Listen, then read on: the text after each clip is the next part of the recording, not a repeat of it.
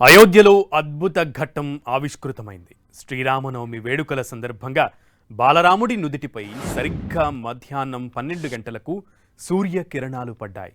ఈ అద్భుత ఘట్టాన్ని వీక్షించిన లక్షలాది మంది పరవశించిపోయారు. అయోధ్య ప్రాంగణం మొత్తం జై శ్రీరామ్ నినాదాలతో మారుమోగిపోయింది. నూతన మందిరంలో జరిగిన ఈ అద్భుత ఘట్టాన్ని వీక్షించేందుకు తెల్లవారుజాము నుంచే భక్తులు అయోధ్యకు పోటెత్తారు. లక్షలాది మంది భక్తుల సమక్షంలో కన్నుల పండువగా శ్రీరామనవమి వేడుకలు సాగాయి. రామ మందిరంలో బాలరాముడికి ప్రత్యేక అభిషేకం నిర్వహించారు.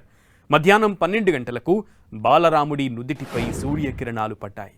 భారీగా భక్తులు తరలి రావడంతో వారికి ఎలాంటి ఇబ్బందులు తలెత్తకుండా ఆలయ అధికారులు ప్రత్యేక ఏర్పాట్లు చేశారు.